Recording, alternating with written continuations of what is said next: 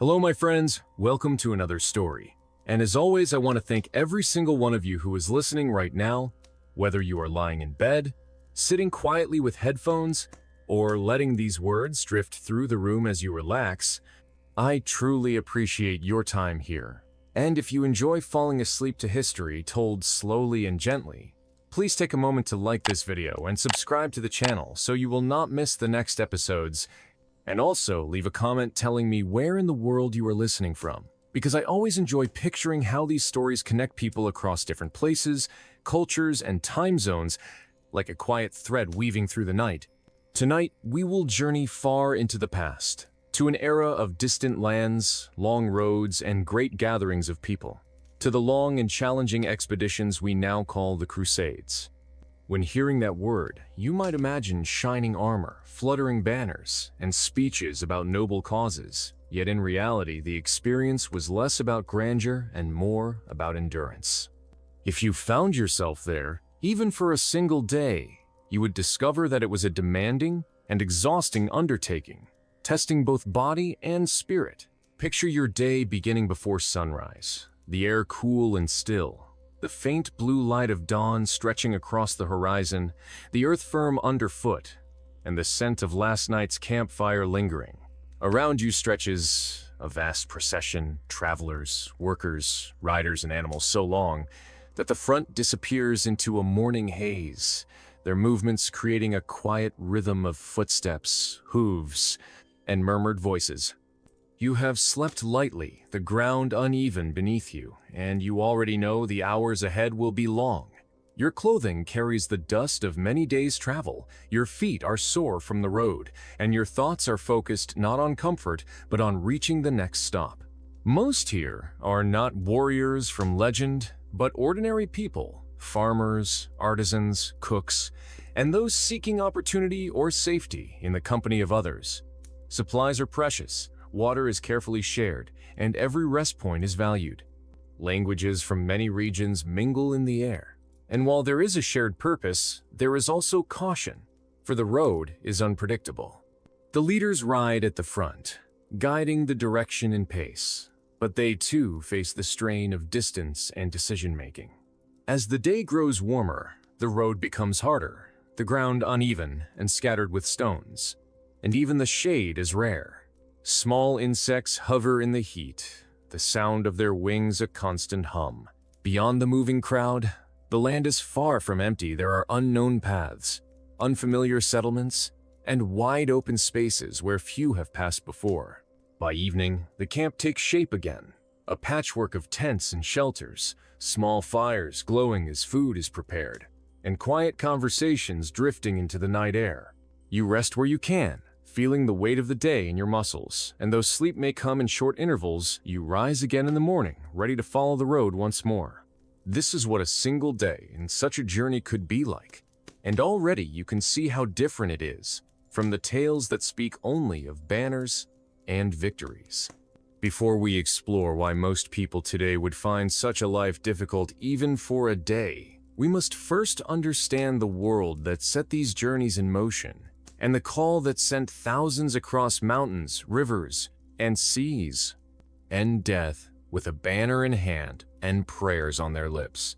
And so, as we begin this journey together, let us step slowly into that world, letting its sounds and scents and struggles rise around us, not rushing, not turning away, but letting the truth of it settle like the dust of the road on your skin. The world that gave birth to the Crusades was not the quiet, ordered place that we might imagine from the distance of centuries, but a restless and fractured landscape where kingdoms rose and fell, where borders shifted like sand, and where the idea of Christendom itself was both a unifying dream and a fragile reality.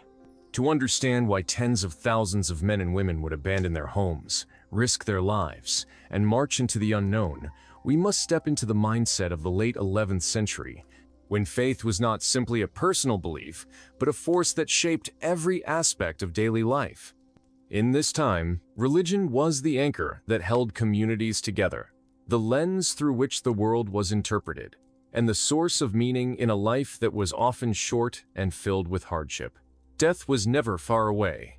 Famine, plague, war, and the unpredictable hand of nature could end a life at any moment, and the church taught that what came after death was eternal. Heaven or hell, salvation or damnation. These were not abstract concepts, but vivid realities that people believed they would experience in their own souls. Against this backdrop, the news that lands holy to the Christian faith were under threat carried immense weight. The Holy Land, with Jerusalem at its heart, was more than a place on a map. It was the physical stage upon which the events of Christ's life, death, and resurrection had unfolded. To lose access to it, or to see it under the control of those who did not share the Christian faith, was seen not just as a political setback, but as a spiritual crisis. And so, in the year 1095, when Pope Urban II called upon the knights and nobles of Europe to take up the cross and march to reclaim these lands, his words found fertile ground. His sermon at Clermont was not a quiet plea but a fiery summons, promising that those who fought and died in this cause would have their sins forgiven, that they would pass directly into the presence of God. This was a powerful promise, in a time when the fear of purgatory and eternal punishment weighed heavily on the mind. But the reasons people joined the Crusades were as varied as the people themselves.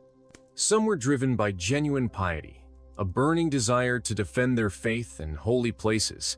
Others sought adventure, wealth, or land in distant territories. Younger sons of noble families saw in the Crusades a chance to win estates of their own. Merchants saw opportunity in opening trade routes to the east. Yet, whatever the personal reason, the reality that awaited them was far harsher than the dream. The journey to the Holy Land was thousands of miles long, crossing mountains, rivers, and deserts, through lands where the language was strange and the customs unfamiliar. Even before reaching the theater of war, Crusaders faced starvation, disease, and attack. Supply lines were thin, and every mouth to feed was a burden. The average person in a crusade was not a knight in polished armor, but a foot soldier in worn clothes, carrying what he could on his back, sleeping in the open, and relying on whatever food could be found or taken along the way. Bread grew stale within days, meat spoiled unless salted, and fresh water was precious beyond measure. It was common to drink from streams fouled by animals or corpses, risking sickness with every gulp. The pace of the march was brutal, and those who fell behind risked being left behind for good. The leaders of the Crusades tried to maintain discipline, but the sheer size of the forces made it impossible to control every man.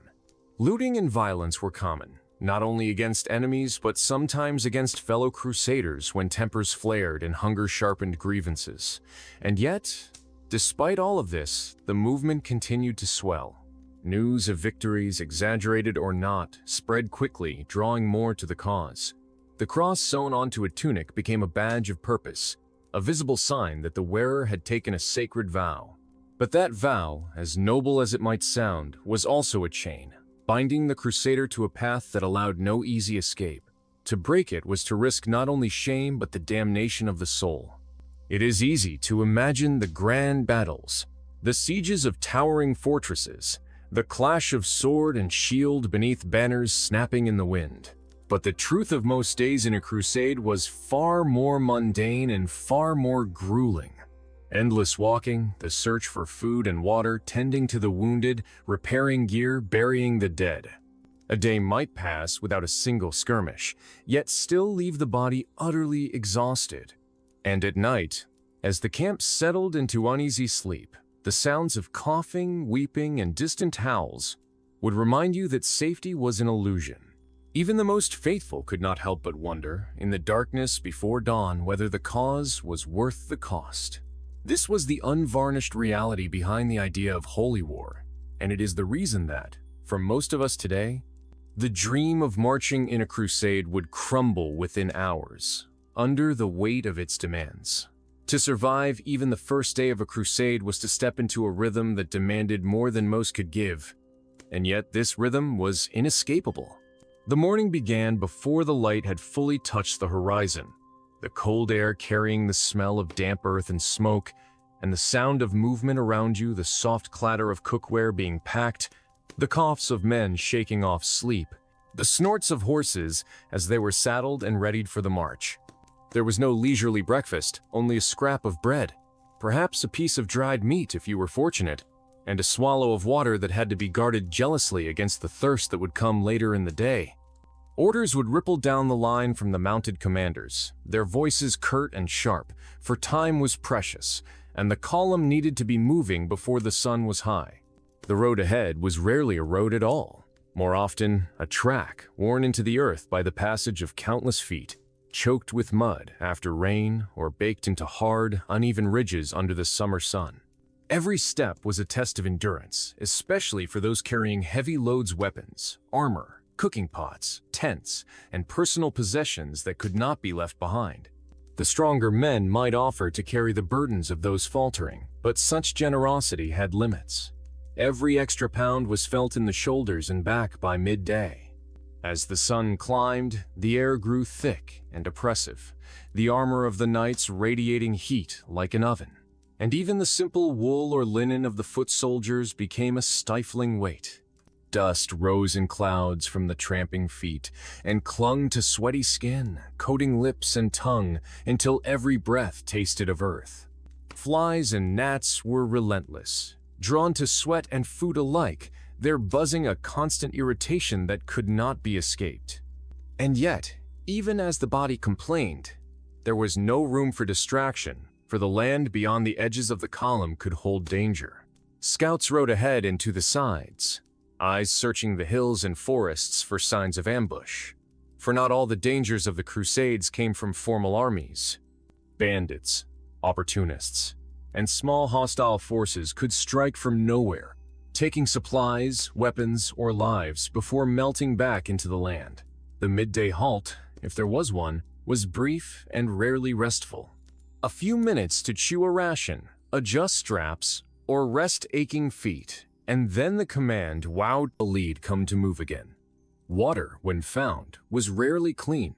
It might be scooped from a shallow stream where animals drank, or from a well that smelled faintly of decay. To drink deeply was a gamble, for the risk of illness was as real as the risk of thirst, but thirst often won. The march resumed, and with every step, the weight of the day pressed harder. By late afternoon, shadows lengthened, and the talk among the men turned to the hope of camp.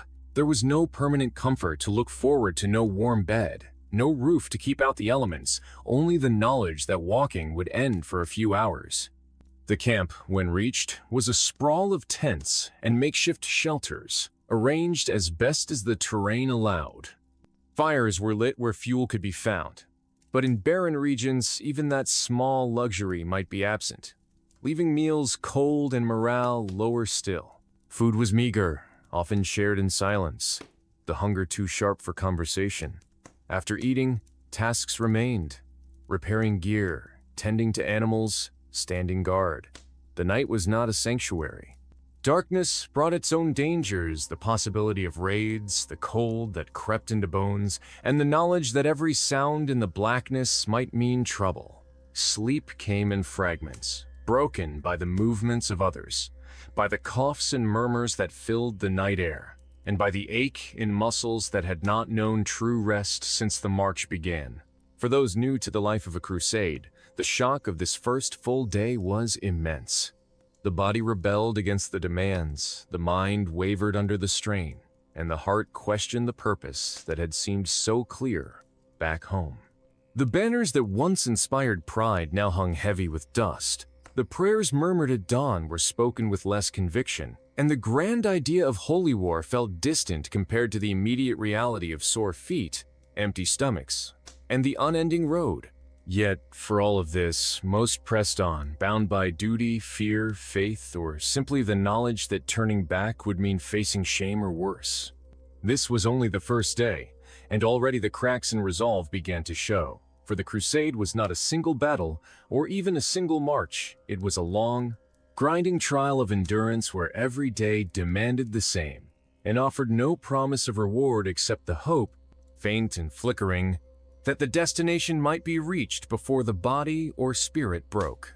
And so, in the dim light before dawn on the second day, the column would form again, The march would begin again, and the cycle would repeat, unyielding, until the strongest survived and the weakest were left behind, their names fading from memory as the army pressed forward toward a land that still lay far beyond the horizon. The suffering of the march was only one layer of the reality, for the Crusades were not a single, unified movement but a patchwork of ambitions, rivalries, and shifting alliances held together by the fragile thread of a common cause. To imagine yourself as part of such an undertaking, you must first understand that the world of the late 11th and 12th centuries was a fractured mosaic of kingdoms, duchies, and principalities, each ruled by lords whose loyalty was often conditional and whose ambitions extended well beyond the Holy Land. When Pope Urban II called for the First Crusade, his words were heard in the great halls of France, in the castles of the Rhineland, in the courts of Italy and beyond, but each listener interpreted that call through the lens of his own circumstances. For some, it was an opportunity to display piety and win divine favor. For others, it was a chance to assert political dominance or settle scores under the guise of holy war. This complexity meant that even before the journey began, the crusade was divided into factions. Leaders argued over routes, over leadership, over the division of spoils that had not yet been won. The Pope's vision of unity under the cross was noble in theory, but fragile in practice. For men accustomed to commanding their own territories were reluctant to submit to another's authority. This tension could be felt in the ranks, where rumors about rival lords or questionable decisions spread quickly, eroding trust long before the enemy was in sight. The logistics of moving such a vast host across continents were staggering. Food, weapons, clothing, and medical supplies had to be gathered and transported over mountains, through forests, and across seas. Every step of the journey required negotiation with local rulers, some of whom were allies, others enemies, and many who were willing to help only in exchange for payment or political concessions. Even the most pious crusader had to accept that coin, not faith, often opened the gates to safe passage. For those marching on foot, these political dealings were distant concerns, yet they shaped every moment of their lives. A refusal by a local lord to allow passage might mean a dangerous detour through harsher terrain. A breakdown in negotiations could lead to skirmishes that depleted supplies and morale. And always, behind the movement of armies, there was the question of money. The cost of equipping oneself for the crusade was ruinous for many. Knights sold or mortgaged lands to pay for armor, weapons, and horses. Commoners might sell their homes, their tools, or pledge years of future labor to raise the necessary funds. Those who could not afford the journey on their own sometimes bound themselves to wealthier patrons, becoming part of a retinue in exchange for food, shelter, and the hope of shared spoils. But such arrangements carried risks, for a patron who fell in battle or lost his fortune could leave his followers stranded far from home with no means to survive. The church tried to present the crusade as a pure act of devotion, but on the road, faith had to share space with barter and bargaining. In the bustling markets of towns along the route, crusaders sold what they could not carry and bought what they needed, haggling with merchants who knew full well the desperation of their customers. Prices rose sharply wherever the crusading host passed, and even the most basic goods, bread, salted meat, wine, cloth, could become luxuries beyond the reach of poorer soldiers. Then there was the matter of communication. The crusade was a babel of tongues: French, Occitan, German, Italian, Latin, Greek, Arabic, Armenian, and more. Orders might be misunderstood or ignored, alliances strained by nothing more than a mistranslated word. This confusion extended to dealings with locals in foreign lands, where the inability to explain intentions could turn a neutral village into a hostile one. And in the background, always, was the awareness that the journey was long and the enemy far away. News traveled slowly, and rumors traveled faster. A whispered report of a defeat could sap morale for weeks. An exaggerated tale of victory could inspire hope, only to be dashed when the truth emerged. In this environment, fear and hope coexisted uneasily, and the march continued not because everyone believed in its success, but because stopping was unthinkable. For the modern mind, used to the idea of organized armies with clear chains of command, the crusade might seem chaotic, and in truth, it was. It was a moving city without fixed walls, held together by faith, necessity, and the will of its leaders to keep it moving. It was a marketplace, a battlefield, a pilgrimage, and a political mission all at once, and to endure even a fraction of its challenges required not only strength of body, but a resilience of spirit that few today could muster. And this is why, when we think of the Crusades, we must look beyond the shining armor and noble speeches to see the intricate web of politics, money, language, and human nature that made the journey as perilous as any battle, and why surviving a single day was only the beginning of a far greater struggle. The land itself was an adversary, as unrelenting as any army, and to walk in the path of a crusade was to be at its mercy every hour of every day. Europe's familiar fields and forests gave way to landscapes that many crusaders had never imagined, each with its own dangers and demands. In the early stages, the terrain might have been rolling farmland or wooded hills, but even here the journey could be punishing, for the weight of armor, weapons, and supplies turned every incline into a trial. Paths wound through valleys where the air grew damp and heavy, across rivers that had to be forded or bridged under the watch of wary sentries, for water crossings were prime moments for ambush. Rain could turn the road into a sucking mire that clung to boots and hooves, slowing the column to a crawl, while storms swelled streams into torrents that swept away men, animals, and wagons alike.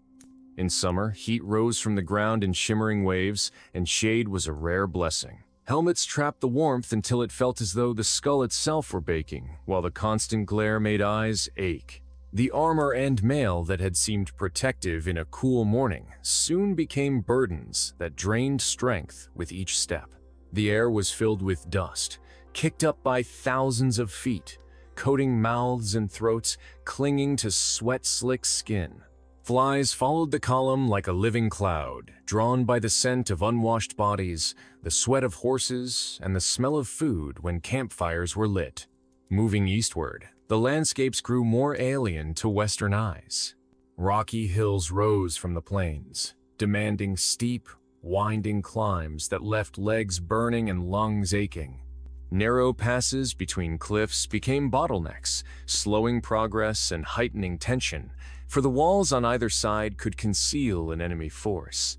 In such places, every sound echoed strangely. The clatter of hooves and armor amplified until it seemed an entire army might be advancing from behind. Water became scarcer, and the sources that could be found were often brackish or tainted. To drink was to gamble with sickness, yet thirst drove even the cautious to cup their hands in stagnant pools. The march could pass through lands where wells were deliberately fouled by retreating enemies, filled with dead animals to poison the water. In the heat of day, the horizon shimmered with mirages, luring the desperate toward water that did not exist.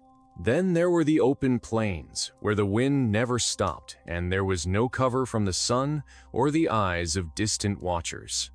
A man on horseback could be seen for miles, and the knowledge that one might be under observation at all times gnawed at the mind. At night, the temperature plunged, the warmth of the day bleeding away into the vastness of the sky. Fires offered some comfort, but also risked revealing positions, and in any case, fuel was scarce. The farther south and east the crusade moved, the more hostile the environment became to those unprepared for it. In the deserts of the Levant, the heat was not merely uncomfortable, it was lethal. The sun hammered down without mercy, and shade could vanish for days at a time. Sand worked its way into armor, clothing, and bedding, grinding against skin until it bled. Horses and mules collapsed under the strain, their carcasses attracting scavengers that circled above the column. Men staggered from heat exhaustion, lips cracked and bleeding, tongues swollen from thirst. In the desert, water was life, and the search for it became an obsession. Wells could be the center of fierce skirmishes, their possession meaning the difference between survival and ruin. The land could not be bent to the will of the crusaders. It had to be endured, and endurance was not equally shared. Those who had grown up in cooler climates found their strength sapped quickly. Even the seasoned warriors of the South felt the toll of the constant exposure, the grinding marches, the thin rations, and yet the environment was not only heat and thirst. In the higher elevations of the journey, snow and ice became enemies of a different sort. Mountain passes could be blocked for days by storms, the biting wind cutting through even the thickest cloaks. Frostbite took fingers and toes from those who lingered too long without shelter. Slippery paths sent men and animals tumbling into ravines. Here, the problem was not too little water, but too much. Frozen into forms that could not be drunk until melted. A slow process in a place where firewood was scarce. The variety of climates along the route meant that the Crusade was a constant cycle of adaptation, and each shift brought its own casualties.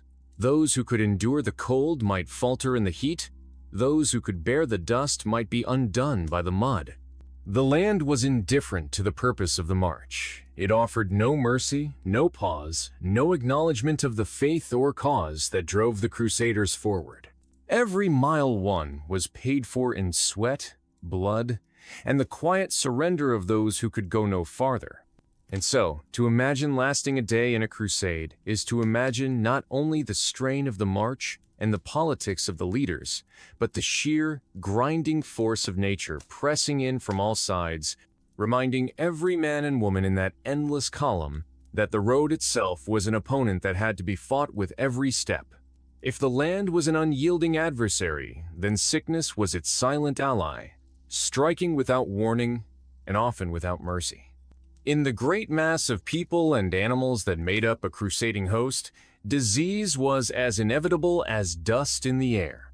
It did not discriminate between the humble foot soldier and the high-born knight, for all drank from the same water sources, breathed the same close air in the crowded camps, and endured the same exhaustion that weakened the body's defenses.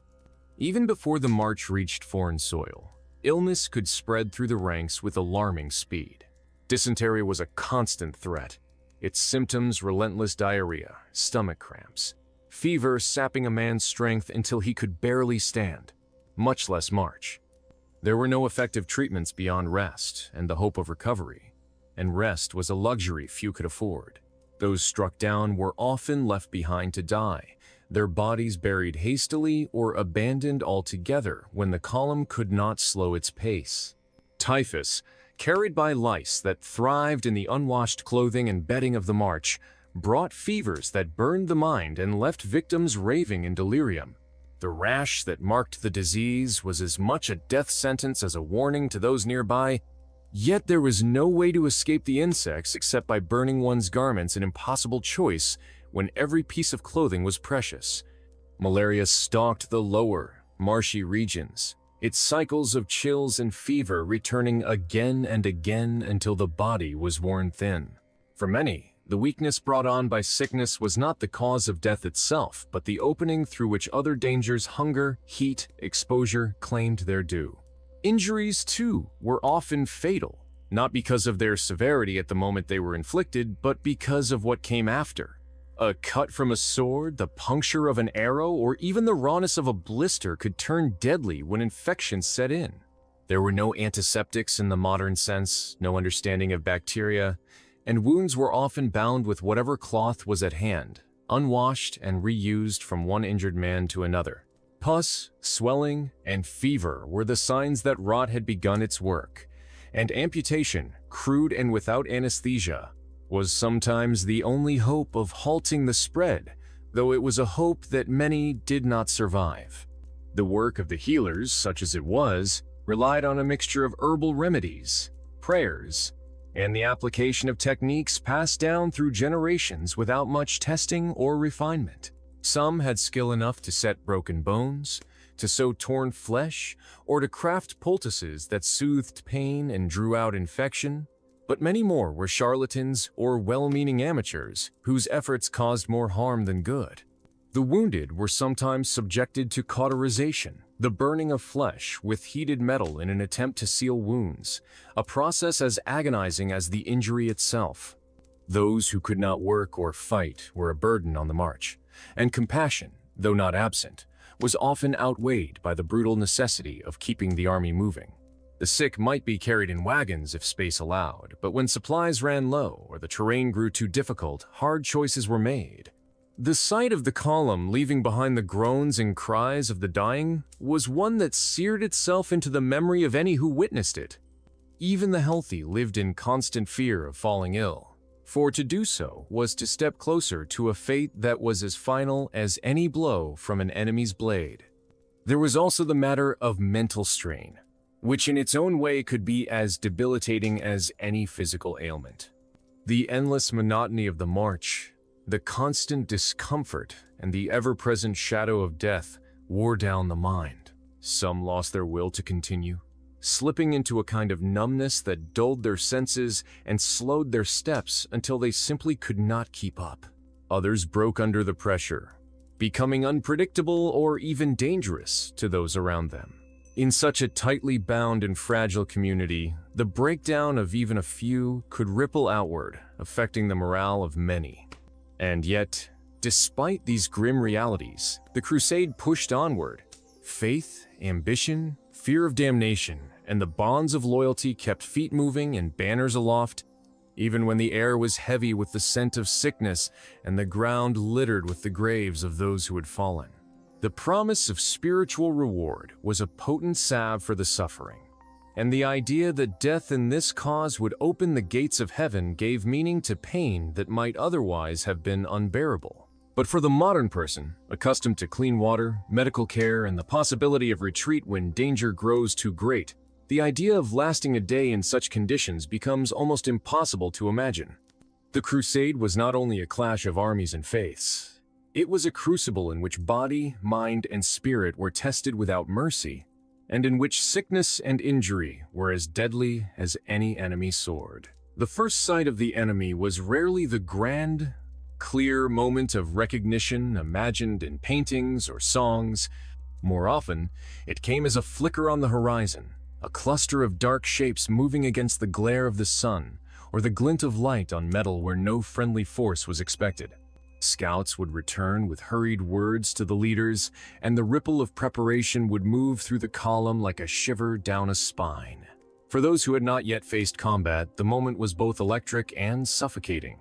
The long, slow march that had filled the past days and weeks suddenly shifted into a charged stillness, the air heavy with the knowledge that soon every sound and every movement would carry the weight of survival. Orders were shouted, some clear, others drowned in the clamor of men tightening straps, checking the fit of helmets, sharpening blades with quick, harsh strokes. Horses stamped and tossed their heads as they sensed the tension of their riders, their breath steaming in the cooler morning air or shimmering in the heat of midday. The leaders rode along the lines, their faces stern, voices low, offering last words meant to inspire courage or obedience. For some, the words were steadying. For others, they were little more than noise against the pounding of blood in their ears. The ground underfoot suddenly mattered more than it ever had. A patch of loose stones could send a man stumbling at the wrong moment. A dip in the terrain could hide a crouching enemy.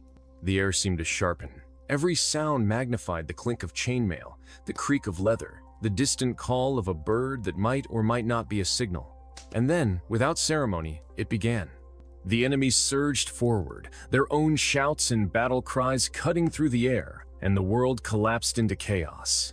For the untested, the first rush of combat was a shock that no training could truly prepare for. The noise was overwhelming, the clash of steel on steel, the screams of the wounded, the thud of hooves pounding past, the deep, awful sound of a body meeting the ground. The air filled with the smell of sweat, blood, and churned earth, and the taste of dust and iron coated the mouth. A man might find himself fighting an enemy he had never seen before, unable to speak his language, unable to understand anything beyond the fact that one of them must fall. Blows came from unexpected angles, and there was no time to think, only to react, to parry, to strike, to keep breathing. The weight of armor that had been a burden on the march now became both shield and trap, protecting against some strikes while slowing movement. making every step in the churned mud or dust an effort. Those on horseback fought in a different world, the height giving them advantage but also making them targets for arrows and spears. Horses screamed when wounded, rearing or collapsing and throwing their riders into the chaos below. Arrows hissed through the air in unseen arcs, striking friend and foe alike, and the impact of one could turn a man's strength to nothing in an instant. In the press of bodies, space vanished, and the fight became a tangle where sword, spear, and dagger worked at arm's length, where the shield was not only a defense, but a battering ram to shove an enemy aside. The first shock of combat was often enough to decide a man's fate. Those who froze, even for a heartbeat, could be cut down before they had a chance to swing their weapon. Those who fought with wild desperation might land a few telling blows before exhaustion and lack of technique left them exposed. The veterans' men who had survived other battles moved differently, with an economy of motion born from knowing exactly how much energy could be spent before the body began to betray them. They did not waste breath on shouts, unless they carried purpose. They did not chase fleeing enemies into unknown ground. They knew that survival was as much about restraint as about aggression. For the rest, the battle was a blur. Time fractured, stretching into moments where a single exchange seemed to last forever, then snapping forward so quickly that minutes or hours passed without awareness. The sun might shift in the sky, shadows lengthening, without any sense of how long the fight had raged. Wounds went unnoticed until the body began to fail. Blood on a sleeve or gauntlet might belong to oneself or to another. And then, as suddenly as it began, the tide could turn. One side would falter, their formation breaking, and the other would press the advantage. Victory, when it came, was not the clean triumph of stories, but an exhausted collapse into whatever space could be found to breathe. The ground was littered with the dead and dying, the groans and cries of the wounded carrying across the field. The living moved among them, some offering aid, others finishing the work of death to those beyond saving, still others stripping weapons, armor, or boots from the fallen spoils of war claimed even before the bodies cooled. For those who had survived their first true fight, the aftermath was as jarring as the battle itself.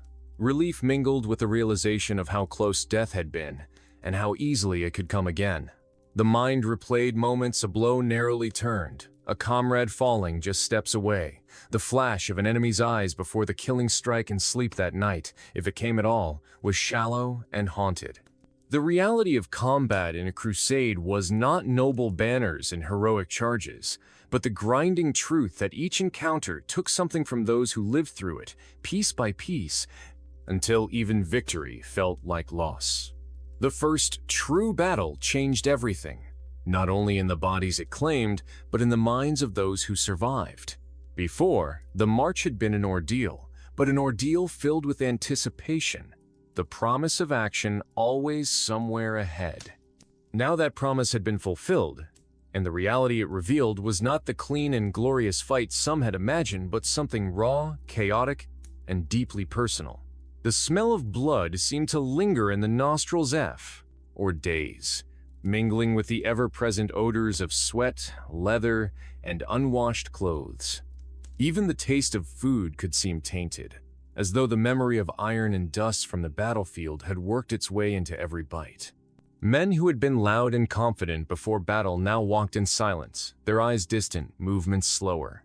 Some avoided looking at the wounded or the bodies being buried at the edge of camp, while others stared too long, as though trying to find some sense in what they had seen.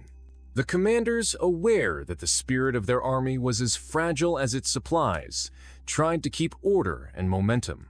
Orders were given with sharper edges, patrols were increased, and punishments for desertion or disobedience were carried out swiftly and publicly. Still, cracks appeared. Whispers of fear or doubt spread quickly in the close quarters of camp, and even those who had fought bravely could not always keep the tremor from their voices when they spoke of the next battle. For some, the first taste of combat ignited a grim determination, a realization that hesitation was death, and that survival depended on meeting the next fight with as much readiness as the body could muster.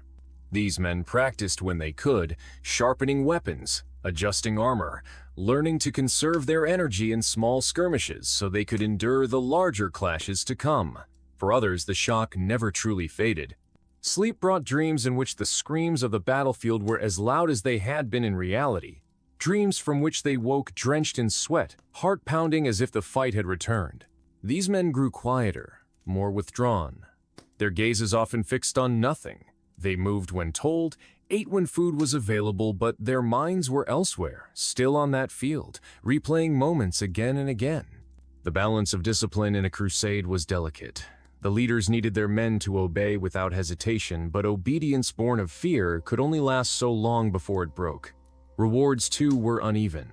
The spoils of war went first to the highborn and their retinues, with the remainder trickling down to the common soldiers.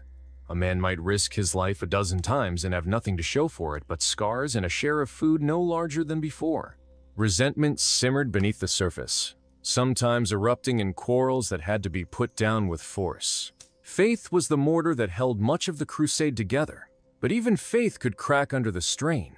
In the quiet of the evening, around the low fires, prayers were still spoken, but they were softer now, sometimes broken by pauses that had not been there before. Some clung more tightly to the belief that they were serving a divine purpose, using it as a shield against the memories that haunted them. Others began to wonder, silently, whether the suffering and death they saw each day could truly be part of a holy plan. The physical wear of the campaign added to this mental weight. After a battle, wounds needed tending, armor needed repair, and supplies needed replenishing, yet the march rarely slowed for long. Those injured but still able to walk were expected to keep pace, the rhythm of the army caring little for individual pain. Infection took many who had survived the fight itself, their bodies failing days or weeks later as the column moved ever onward. And there was no guarantee of rest between battles. Skirmishes could break out with little warning, ambushes along narrow roads, sudden raids on the camp at night, volleys of arrows from unseen ridges. Each clash chipped away at the energy and resolve of the men, leaving them more worn than before. For the modern person, accustomed to separation between daily life and moments of danger, it is difficult to imagine the constant nearness of death in a crusade. It was not something that came suddenly and left just as quickly. It was a companion, always at the edge of sight, a shadow that followed with every step. In time, that shadow changed people. Some became harder, their humanity wrapped in layers of necessity, learning to look at a dying man and see only the practical question of whether his gear could be reused. Others became softer in unexpected ways, cherishing moments of kindness, a shared piece of bread, a song hummed in the dark as though these were treasures more valuable than gold. But all, in their own way, were altered. The first battle might have been survived, but it left a mark, invisible yet as deep as any wound, a mark that made clear that every day to come would carry the same risks, the same costs, and perhaps, in the end, the same inevitable conclusion. The weeks after the first battles were the truest test of endurance, for they stripped away any remaining illusions about what the crusade would be. Whatever excitement had carried men from their homes was now buried beneath exhaustion, wounds that healed poorly if at all, and the constant pressure of scarcity. The column moved more east slowly, not because the land had grown gentler, but because the survivors carried the weight of the fallen in their minds and the practical burdens of those who could no longer walk. Armor that had once shone was now dulled and dented, patched with whatever materials could be found. Weapons bore the nicks and notches of repeated use, edges hastily resharpened in the dim light of campfires. Horses were thinner, their ribs visible under hides rubbed raw by ill-fitting saddles, and the mules that bore supplies stumbled more often under loads that never seemed to grow lighter. Food was the constant concern. Whatever stores had been brought from Europe were long gone, replaced by whatever could be purchased, foraged, or seized along the way. Bread was hard and often mold-flecked. Meat was scarce and usually salted to the point of being barely edible, and vegetables were a rare luxury. The men grew leaner with each passing day, their faces hollowed, their movements slower. Hunger gnawed not only at the body but at discipline. Tempers shortened, Fights broke out over the smallest provocation, and theft from the common stores became an unspoken risk that guards had to watch for as carefully as they watched for enemy movement. Water, too, was never to be taken for granted. Wells could run dry, streams could be fouled, and every mouthful was weighed against the knowledge that tomorrow might bring none. In this slow grind, the shape of the army shifted. The dead were replaced by stragglers who caught up to the column or locals drawn by promises of payment or plunder. But these newcomers lacked the bonds that had formed among the survivors. Trust had to be rebuilt, and in a place where betrayal could mean death, it was never given lightly. Skirmishes still erupted, some planned and others by chance, and each one took more from the army than it gave. Even victories often cost lives, horses, and supplies that could not be replaced. The wounded who could march did so in silence, their bandages darkened and stiff with old blood, their eyes focused only on the next step. Those who could not march were left behind or placed in carts, if space allowed. But space was rare. The leaders made decisions with cold practicality, knowing that the strength of the whole mattered more than the survival of the few. The weather added its own cruelty. Days of scorching sun left the ground cracked and hard, the heat rising in shimmering waves that distorted the horizon. Nights in open country could be bitterly cold, the chills seeping into bones already worn thin by fatigue. Rain turned camps into swamps, the mud sucking at boots and pooling in tents, soaking blankets and clothing until nothing was dry. Even in sleep, there was no real rest. Dreams were crowded with the sounds of battle, the cries of the wounded, the faces of the dead, and the ever-present knowledge that the next day would bring the same hardships again. Illness still stalked the camp. Dysentery claimed more than the enemy's swords. Fever carried men away in the night, and small wounds became fatal infections. The healers did what they could, but their tools and knowledge were limited, and the line between care and futility blurred more with each passing week. Morale rose and fell in waves, often tied to rumors. News of an allied force drawing nearer could lift spirits for a day, only to sink them again when the truth proved less hopeful. Tales of great victories elsewhere might circulate, only to be replaced by whispers of crushing defeats. In such an environment, belief itself became a resource to be guarded. The leaders worked to keep the idea of the cause alive, holding prayers, reminding the army of their vows, speaking of the holy city that lay ahead. But for many, the destination had become an abstraction, something far away and unreal compared to the aching hunger and thirst that shaped every moment. And still, they marched. The roads stretched on, each mile indistinguishable from the last, and the rhythm of footsteps on dirt became the heartbeat of the crusade. The banners still fluttered, though they were frayed at the edges, and the cross sewn onto tunics was faded and stained. Yet it remained a reminder of vows made, of the home left behind, of the promise that somehow all this suffering would mean something in the end. Whether that promise would be kept was unknown, and perhaps not even important anymore. What mattered now was the next step, the next breath, the next day survived. The crusade had shifted from an act of faith to a test of will, and those who endured did so not because they still believed in the dream as it had been told, but because turning back was no longer an option. Ahead lay more battles, more hunger, more miles of unforgiving land, and each man knew that to last even one more day would demand everything he had left, and perhaps more than that. The march ended not with the relief of rest, but with the sight of stone walls rising in the distance, sharp and defiant against the horizon. A city fortified and prepared, its towers bristling with defenders, its gates shut tight long before the first crusaders came within bowshot. This was not a brief clash on an open field, not the quick and brutal violence of an ambush. This was the beginning of a siege, and a siege was a different kind of war, entirely slow, grinding, and as dangerous for those outside the walls as for those within. As the army approached, the air seemed to change. The enemy was no longer hidden beyond hills or forests. They were in plain sight, watching from the parapets, moving along the battlements. Banners fluttered above the towers, their colors bright against the stone. Arrows occasionally arced down toward the advance, not in serious numbers yet, but enough to remind the Crusaders that every step closer meant stepping into range. The leaders gathered to decide how best to surround the city. A siege required cutting off all escape and all supply, sealing the defenders inside until hunger, thirst, or disease forced surrender. The columns fanned out, positioning themselves along the walls, establishing camps close enough to keep watch, yet far enough to avoid the immediate rain of missiles from above.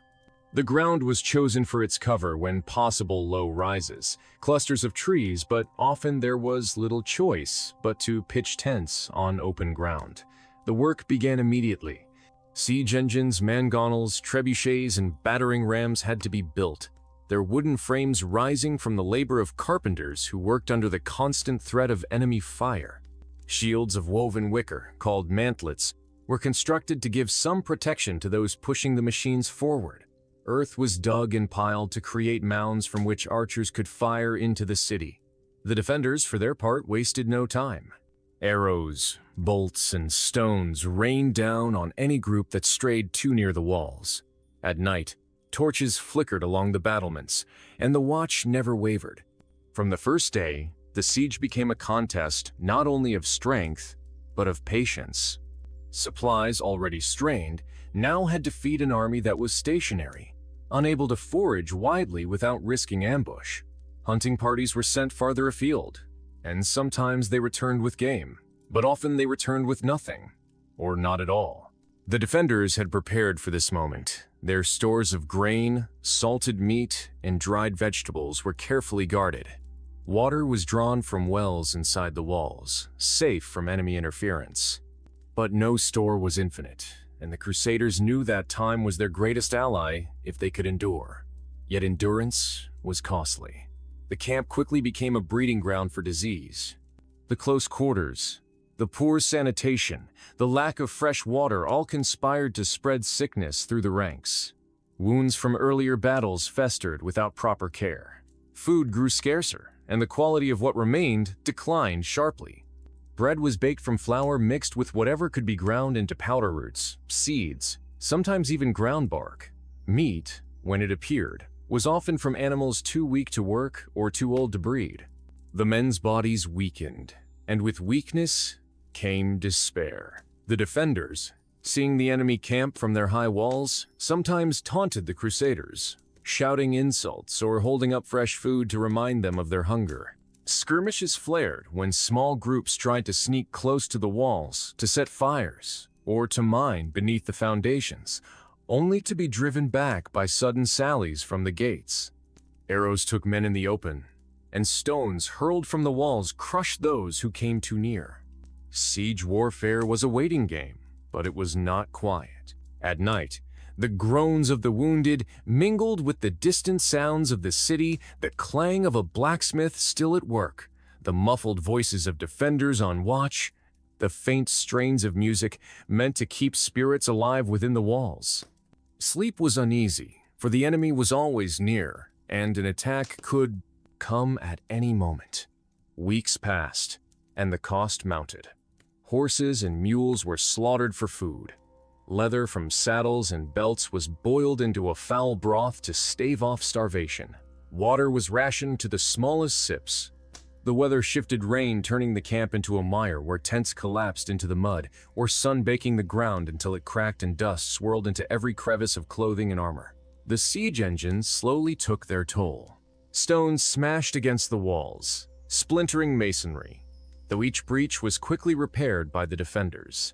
Fire arrows set roofs ablaze, sending plumes of smoke into the sky, but within hours, the flames were beaten down. The defenders endured, and the besiegers endured, each side watching the other for the first sign of weakness. For the Crusaders, this was perhaps the truest measure of their limits. There was no forward motion, no open road to keep the mind fixed on the next milestone. There was only the endless sight of the same walls, the same towers, day after day, as hunger deepened, as sickness claimed more lives, as the bodies were buried just beyond the reach of the enemy's arrows. And still they stayed, because to leave was to fail. And to fail was to lose not only the city, but the cause itself. For a modern person, used to comfort, variety, and the certainty that needs will be met, this was a world almost beyond comprehension, a world where survival meant not only facing the enemy, but enduring the long, slow, merciless grind of time itself.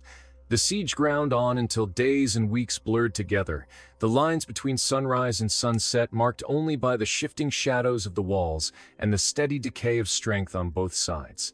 Hunger was no longer an occasional discomfort, but a constant companion, its dull ache gnawing at bellies from dawn to dusk and deepening in the long, cold nights. The meager rations had grown smaller still. Bread was stretched with whatever could be ground into it: acorns, weeds, even the powdered remains of bones, a desperate measure to keep the loaf from shrinking to nothing. Meat, when it appeared, was gray and stringy, cut from animals too, starved themselves to offer nourishment. The soldiers chewed because the body demanded it, not because there was any pleasure left in eating. Water was rationed so strictly that lips cracked and tongues felt thick and heavy, and the thought of clear, cold water became a tormenting dream. In this weakening state, disease found easy prey. Fevers swept the camp, their heat burning through bodies already too thin to fight back. Dysentery weakened even the strongest, leaving men too feeble to lift their weapons. Lice and fleas moved unchecked through the filthy clothing and bedding, spreading sickness from one tent to the next. The stench of the camp was overpowering: sweat, unwashed bodies, rotting food, and the ever-growing number of graves dug just beyond the range of the enemy's missiles. And still, the watch had to be kept. Men stood at their posts with hollow eyes, leaning on spears or shields, swaying with fatigue. The defenders on the walls were no better off. The city, cut off from supplies, was a trap as much for those within as for those without. Hunger drove them to eat whatever could be found: vermin, scraps of leather, weeds pulled from cracks in the stones. At night, the sounds from within the walls carried faintly across the lines. The crying of children, the coughing of the sick, the occasional clash of voices raised in anger or despair. The siege had become a war of patience, and patience was a dwindling resource. The defenders launched sudden sallies, bursts of desperate violence meant to break the encirclement. Under the cover of darkness or fog, they rushed from the gates, swords flashing, torches in hand, aiming to burn siege engines or slaughter guards before retreating inside. These attacks were met with equal ferocity, and the dead were left where they fell, their bodies lying between the lines, claimed by neither side until the stench forced hasty, dangerous recoveries. The Crusaders, in turn, resorted to tactics meant to break the will of the defenders. They hurled dead animals over the walls to spread disease, fired flaming missiles into the city to destroy what little food or shelter remained, and sent messengers shouting promises of mercy in exchange for surrender, only to withdraw the offer after refusals, tightening the noose again. It was not only the body that suffered. The mind began to fracture under the strain. Men dreamed of home, of warm meals and clean beds, and woke to the sight of the same cold earth beneath them. Some grew reckless, volunteering for dangerous tasks in the hope that a quick death would end the slow torment. Others sank into a kind of numbness, going through the motions of their duties without thought, their eyes fixed on nothing. The leaders faced their own burdens. Each day without victory risked losing control of the army. Supplies dwindled, tempers flared, and alliances frayed. Disputes over strategy, over who would claim the city's treasures if it fell, over which lord's banner would fly above its walls, these arguments simmered, sometimes boiling over into open confrontation. And still the city held. Every breach in the walls was repaired, every fire quenched. The defenders knew as well as the attackers that surrender would bring no guarantee of mercy. Too much blood had been spilled already for either side to trust the other. The turning point, when it came, was not sudden. It was a slow accumulation of small victories. A section of wall weakened by repeated bombardment, a gate undermined by sappers working in the dark, A watch change inside the city delayed by exhaustion. The Crusaders pressed harder, their siege engines working day and night, their archers firing ceaselessly to keep defenders pinned behind cover. Within the walls, the people were near collapse.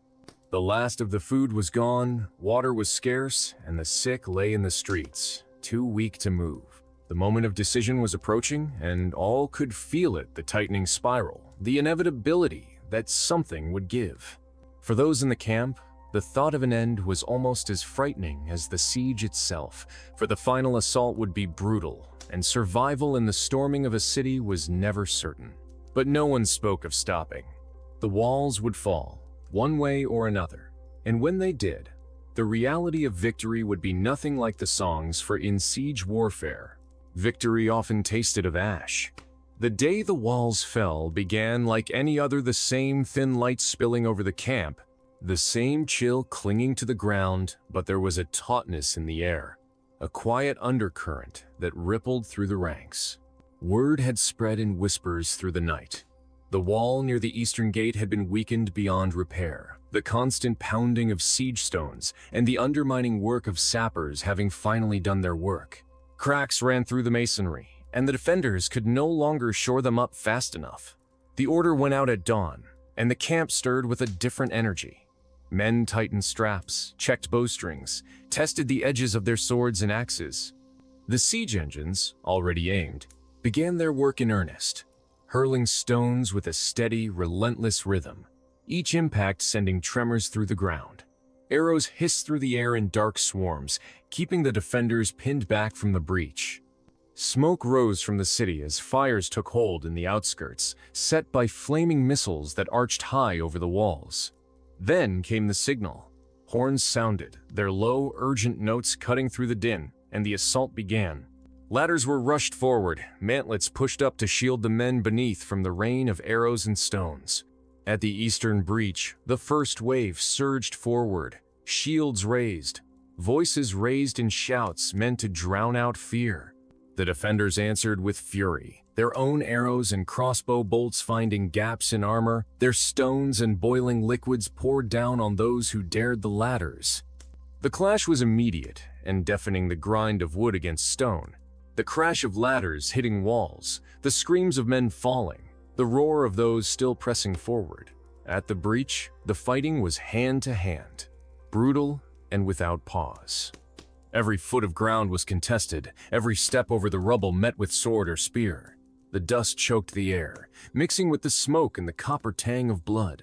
Men stumbled over the fallen, their footing treacherous on the uneven stones. Inside the city, narrow streets funneled the attackers into killing grounds where defenders fought from windows, from rooftops, from behind hastily erected barricades. But the Crusaders had momentum now, and sheer weight of numbers began to tell. Once the breach was held and more troops poured through, the defenders were pushed back street by street. Doors were broken down, homes searched for fighters and for anything of value. The chaos was total, the clang of weapons, the shouts of commands barely heard over the noise, the cries of the wounded and dying. Fires spread unchecked, their glow painting the walls with a flickering, hellish light. The defenders fought with desperation, knowing there would be no second chance, but exhaustion and hunger had already weakened them. Some fled deeper into the city, seeking to regroup or escape. Others made their last stand in courtyards and at crossroads, cut down where they stood.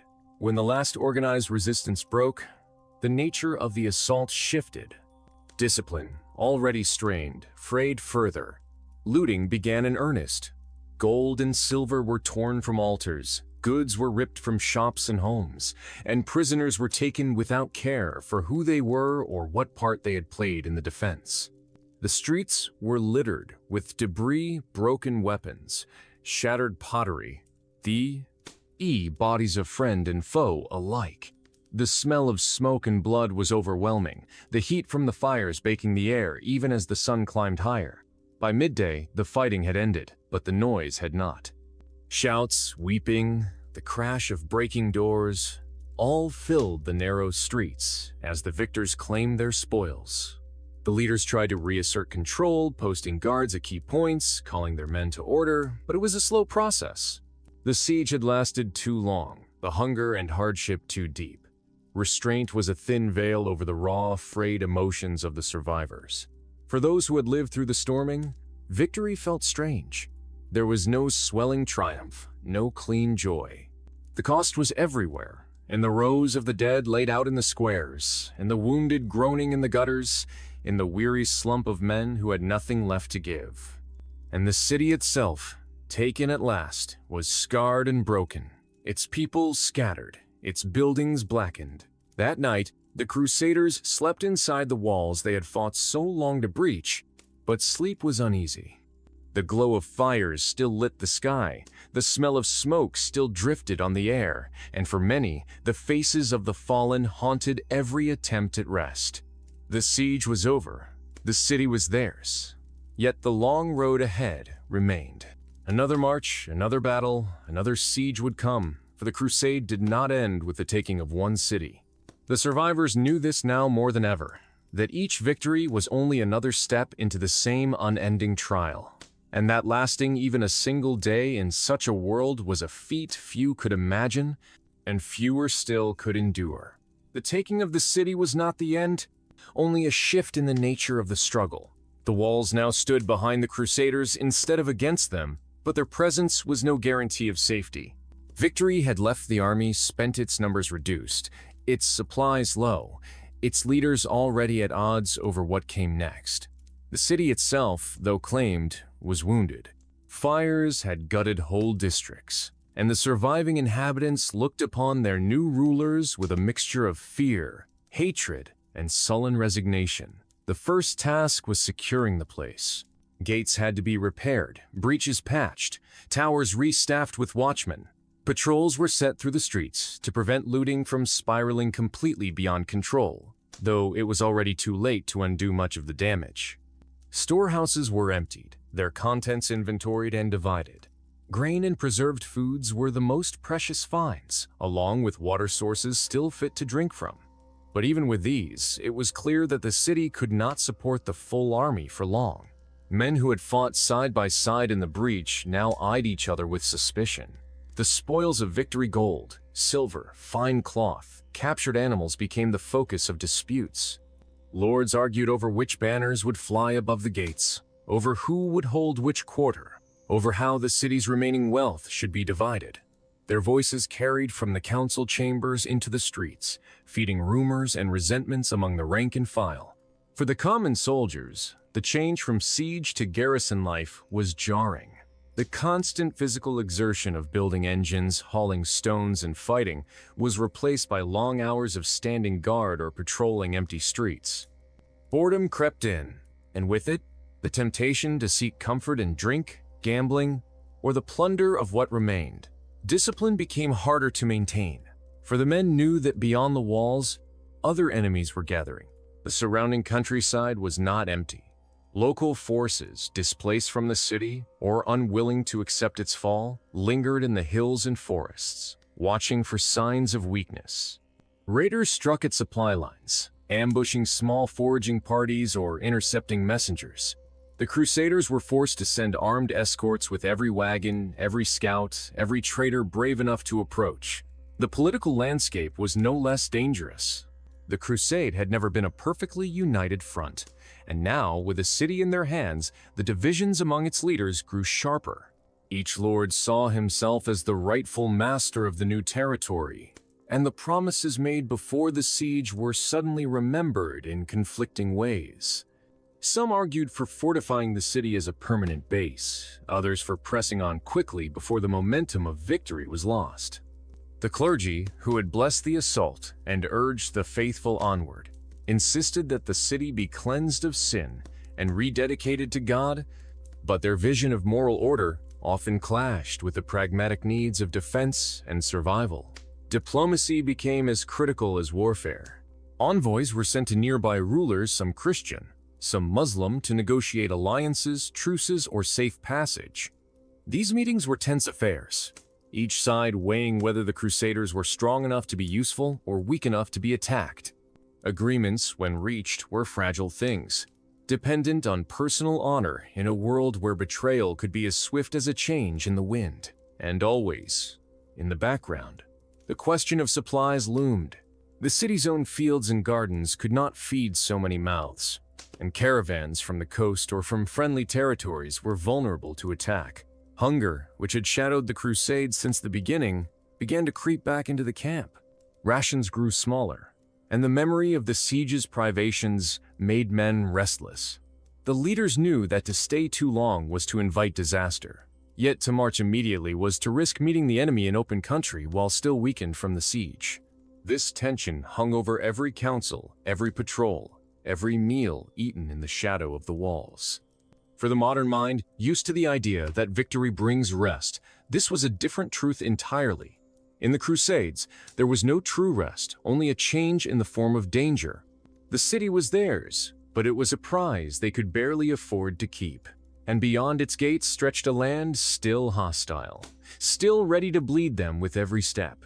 And so, even in victory, the Crusaders found themselves looking eastward, toward the next road, the next enemy, the next test of whether they could last another day. The decision to leave the city was made not with cheers, but with the heavy resignation of men who knew the march would bring back every hardship they had barely survived before.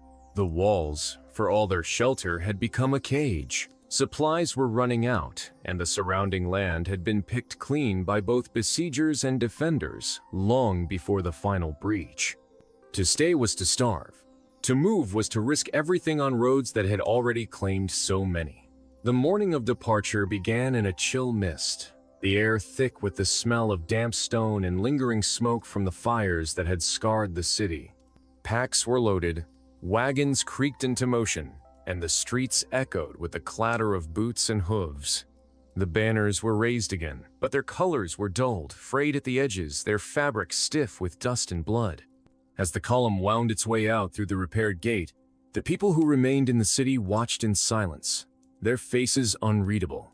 Some eyes held relief, others resentment, and some only the blank weariness of those who had seen too much. Beyond the walls, the road stretched into the hills, winding through land that had been fought over for generations. Fields lay untended, the earth hard and cracked or else overgrown and wild where no one dared work them. Abandoned villages stood like empty shells, their roofs fallen in, their wells choked with debris. The countryside was not empty, but those who lived there kept out of sight, watching from the shadows of trees or the ridges of hills. Foraging was dangerous, for any small party sent out for food risked ambush.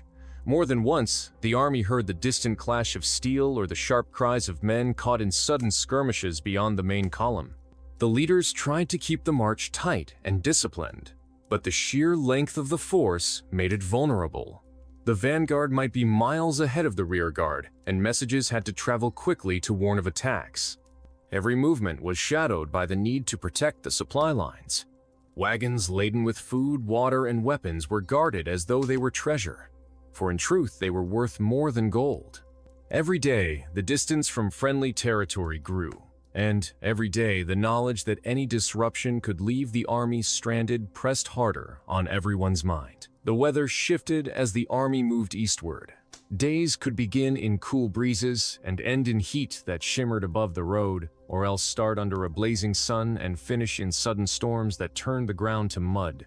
Cloaks grew heavy with water, boots sucked at the earth with every step, and campfires sputtered or failed entirely. In the heat, the air itself seemed to weigh on the shoulders, and every movement became an effort. In the cold, the wind cut through armor and cloth, stealing warmth faster than it could be replenished. Skirmishes were constant. Sometimes they were little more than bursts of arrows from unseen archers, loose from the cover of rocks or trees before the shooters vanished into the landscape.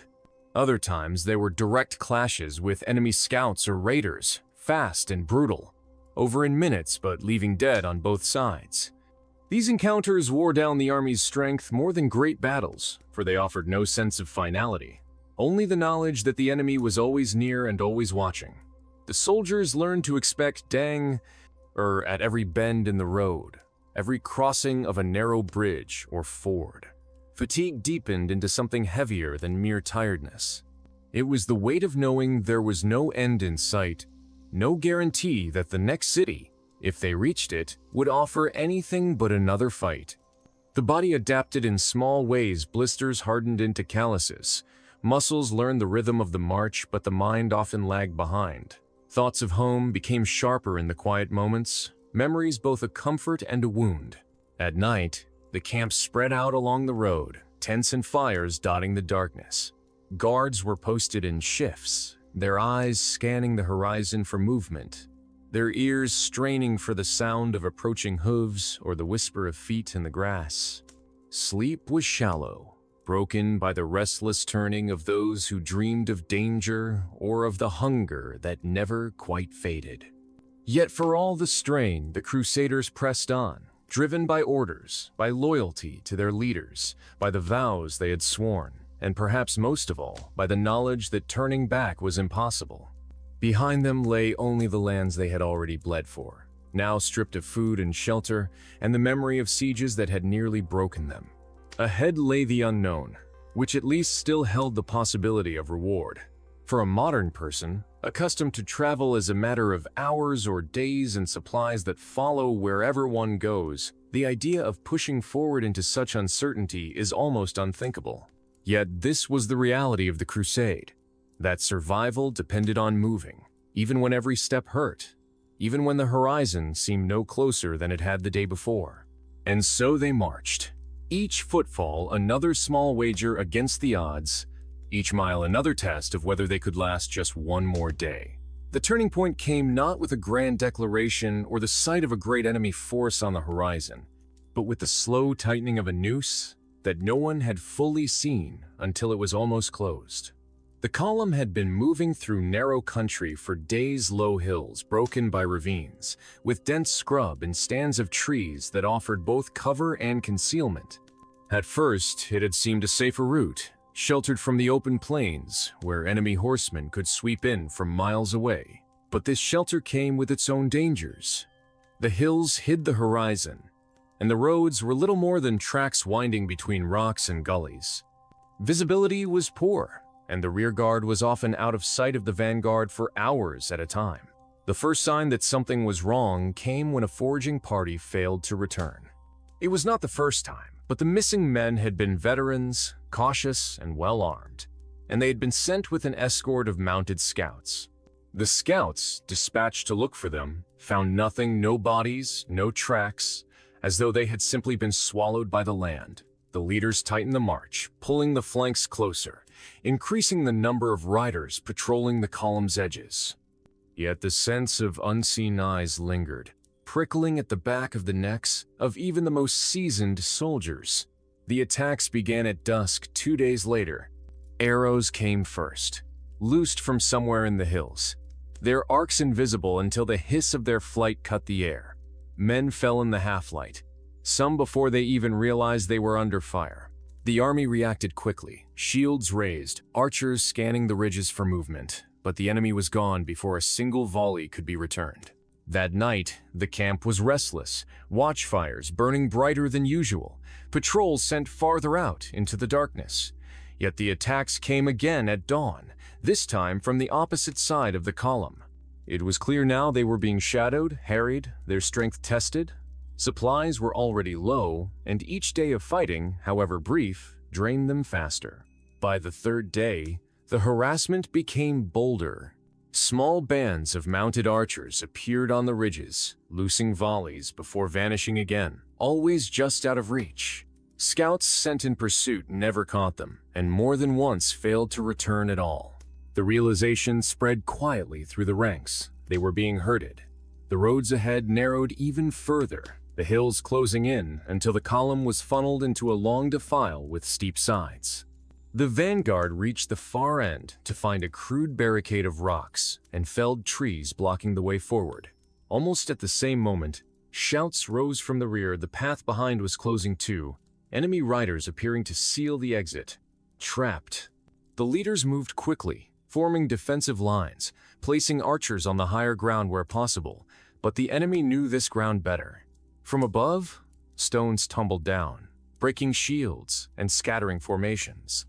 Arrows rained from both ends of the pass, and the air was filled with dust and shouts. The Crusaders pushed toward the front barricade, battering at it with axes and pawing at the logs. But each attempt was met with a counterattack from the defenders. The fighting was close and brutal, the narrow space leaving no room for maneuver. Horses were nearly useless here, their riders forced to dismount and fight on foot.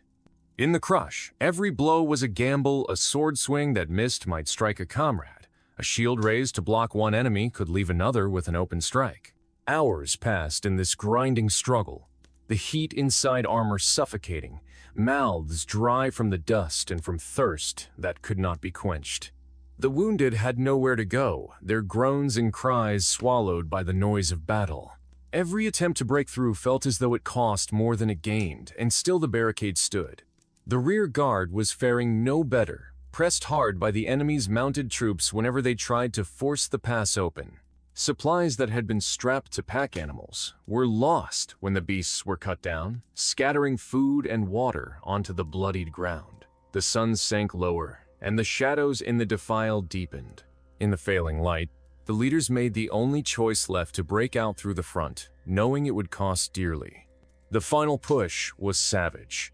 A surge of bodies and weapons crashing into the barricade, axes biting into wood, hands pulling at logs even as arrows and spears struck from above.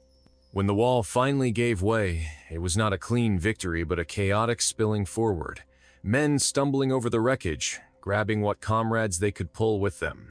The enemy did not pursue far, their work had been done. The Crusaders emerged into open ground, but their numbers were thinner, their supplies dangerously low, and the knowledge of how close they had come to annihilation sat heavy in every mind. That night, the camp was silent, save for the soft moans of the wounded and the muted voices of those counting the dead. The firelight flickered on faces that were harder than they had been days before, eyes shadowed by the memory of being trapped with death pressing in from all sides. For those who had thought themselves ready for anything, the battle in the defile had stripped away the last of their certainty. And for the modern listener, imagining such a day is enough to understand why lasting even a single day in a crusade was as much about luck as it was about skill, faith, or courage. They emerged from the defile like survivors from a storm, shaken and thinned in number, but the road ahead allowed no pause for rebuilding their strength. Scouts returned with word of a larger stronghold to the east, its walls higher and thicker than the city they had already taken, its stores of food and water rumored to be enough to withstand a siege for months. It was both a threat and a lure, too dangerous to leave behind, too valuable not to claim. The decision was made in council, though not without argument. Some lords urged a wide detour to avoid another drawn-out siege, knowing their men were still weakened. Others insisted that leaving such a fortress intact would invite constant raids and jeopardize the Crusade's supply lines. In the end, the choice was as much about pride as strategy. A retreat would look like weakness, and weakness invited betrayal from allies as much as attack from enemies. So the battered column turned its steps toward the stronghold. The march was slower now, each mile measured against dwindling reserves of strength. Armor chafed against raw skin, boots wore holes into already blistered feet, and the sound of coughing traveled through the ranks like a second rhythm beneath the steady tramp of footsteps. The wounded from the defile were carried when possible, but many limped along under their own power, their eyes fixed only on the ground ahead. The land leading to the stronghold was open in places, allowing the enemy to watch their approach from miles away. Smoke rose from signal fires on the hills, and the Crusaders knew that by the time they reached the walls, every man, woman, and child inside would be prepared for their arrival. Smaller villages along the route had been abandoned or stripped bare. Wells were fouled, food stores burned, anything that might sustain the approaching army destroyed or hidden. Foraging parties returned with little more than bitter herbs and the occasional goat or sheep left behind. Water was the greater challenge. Streams were few, and more than once the army had to camp dry, waiting for wagons to bring barrels from miles away. The morale of the men wavered, though discipline held for now. In the evenings, the campfires burned low, and conversation was quiet. Each man lost in his own thoughts of the road already traveled, of the battle in the defile, of the walls waiting ahead. When the stronghold finally came into view, it was like a mountain rising from the plain. Its walls were built of pale stone that caught the late sun and turned gold in the light, but there was nothing warm in the sky, tight. The towers stood at even intervals, their battlements sharp and clear against the sky, banners snapping in the wind. The main gate was flanked by two massive towers, each with arrow slits that promised a deadly welcome to anyone who approached without caution. Around the base of the walls, a wide ditch had been dug. Dry now, but still a formidable obstacle, its sides steep and lined with sharpened stakes. The fortress was not merely a defensive structure. It was a statement of power, and its defenders were already visible on the walls, small as ants at this distance, but moving with the assurance of men who knew the strength of their position. The Crusaders halted just beyond the range of the enemy's bows. The leaders rode ahead to survey the ground, choosing sites for camps and planning the ring of positions that would seal the fortress in. Siege warfare was as much about patience as force, and patience was in short supply. The men knew that once the camp was built, the waiting would begin days, weeks, perhaps months of holding the lines, building engines, guarding against sorties from the gates, and enduring whatever the defenders chose to hurl down. The first night outside the stronghold was tense. Fires were kept low to avoid presenting easy targets, and sentries doubled their watch. From the walls came the faint sound of horns and the flicker of torchlight, signals passing between towers. The wind carried other sounds, two voices, the occasional clang of metal, even laughter. The defenders were sending a message. They were ready, and they were not afraid. For the Crusaders, the siege ahead was not just another battle. It was a return to the slow, grinding test they had barely survived once before. Food would run short, water would be contested, disease would take its share, and every day would be marked by the same view, those high, unbroken walls, and the enemy behind them who waited for the attackers to break first. The march had been brutal, but it was only the threshold. Now, standing before the fortress, the Crusaders understood that the next ordeal would strip them further, and for some, the siege would be the last chapter of their journey. For a modern listener, the thought of walking willingly into such a trial might seem impossible. Yet for the men of the Crusade, it was the only path forward, because in their world, turning back was the same as defeat, and defeat was a death of another kind. The siege began before the sun had fully climbed, not with the roar of battle, but with the steady, deliberate work that would turn fields and open ground into the machinery of war. The Crusaders had learned from their previous campaigns, but so had their enemies. Every step toward the fortress was measured against the risk of exposure to arrow fire from the walls. Mantlet's heavy wooden shields on wheels were rolled into place to protect the workers, while archers stationed behind them loosed steady volleys to keep the defenders' heads down. Even so, the thud of arrows striking wood was constant, and sometimes the sharper sound of one finding its way through a gap brought the muffled cry of a man hit. The first task was to secure the ground, digging shallow trenches for cover and marking out the positions where siege engines would be assembled. Carpenters and blacksmiths worked side by side, fashioning beams, ropes, and counterweights for the great trebuchets and mangonels that would hurl stones and fire into the city. Each machine took days to complete, and all the while the defenders watched, their own preparations hidden behind the high walls. By the third day, the fortress began to answer in earnest. Stones the size of barrels crashed into the Crusader camp, splintering wood, crushing tents, and scattering those unlucky enough to be caught in their path. One struck a half-built trebuchet and shattered it to pieces in an instant, the crew leaping clear or being crushed beneath falling timber. Firepots followed, clay jars filled with pitch and oil, hurled from catapults inside the walls, bursting into flames wherever they landed. Buckets of water and sand were kept ready, and men rushed to smother each blaze before it could spread through the dry camp. Food was rationed from the start, for no one knew how long the siege would last.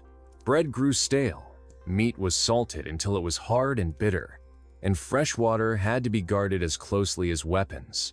Wells were dug in the camp to reduce reliance on supply lines, but the water they yielded was brackish, sometimes foul. Still, it was life, and men drank it without complaint. The defenders, well-stocked and confident, began to use psychological warfare. At night, they lit great fires on the walls and roasted meat where the wind would carry the scent down to the Crusader camp. Taunts were shouted in several languages, promising gold and mercy to any who abandoned their posts and came to the gates. Sometimes they paraded prisoners taken in earlier skirmishes, forcing them to call out to their comrades to surrender. Few listened, but the effect was felt, each such display a reminder that the defenders were not desperate yet and might not be for a long time. Skirmishes flared along the edges of the siege lines. Under cover of darkness, small groups of defenders would slip out through hidden postern gates, creeping up to burn supply wagons or kill sentries before vanishing back into the fortress. The Crusaders responded with patrols and watchtowers, but the strain of constant vigilance wore them down. Sleep became a precious commodity, and even in rest, men lay half awake, the sounds of distant hammers and the creak of siege engines in their ears. The weather turned against them. Rain made the ground into a sucking mire, bogging down the movement of siege equipment and turning trenches into foul-smelling pools. Armor rusted if not cared for daily, and wet bowstrings lost their strength, making arrows fall short. When the rain stopped, the sun returned with punishing heat, baking the mud into hard ridges that tore at boots and blistered feet. The air shimmered, and the glare off pale stone made eyes ache. And yet, day after day, the work continued. Stones from the trebuchets began to find their mark, smashing into the walls with deep, echoing cracks. Fire arrows arched into the fortress at night, their flames dancing against the dark. The defenders repaired what they could, filling breaches with timber and rubble, but the toll was mounting. Still, the Crusaders knew that breaking the walls was only the beginning. The real danger would come when they had to storm through the breaches, fighting street by street as they had before. Weeks passed, and the strain grew heavier.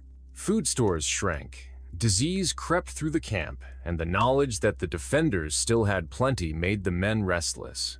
Every day, eyes turned to the walls, measuring cracks, watching for signs of faltering.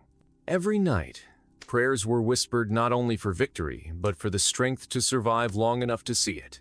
For the modern mind, this kind of siege where victory was measured in inches of stone cracked, in days endured, in the slow wearing down of one side's will is almost unimaginable. Here, the Crusaders lived it, each man gambling his life on the hope that the fortress would break before they did. The day the walls began to crumble was not marked by cheers, only by a grim tightening of resolve. The constant pounding of the trebuchets had opened fissures wide enough for the eye to follow, and sections of the stone face had sloughed away, leaving jagged scars where defenders scrambled to pile rubble into makeshift barriers. The Crusaders knew this was their chance, but they also knew what waited beyond. The storming of a fortress was never swift, never clean. The leaders conferred at dawn, their words low and clipped. Then the horns sounded. Siege engines shifted their aim to widen the breach, and every archer in the line loosed in unison, arrows falling in a ceaseless rain to keep the defenders pinned.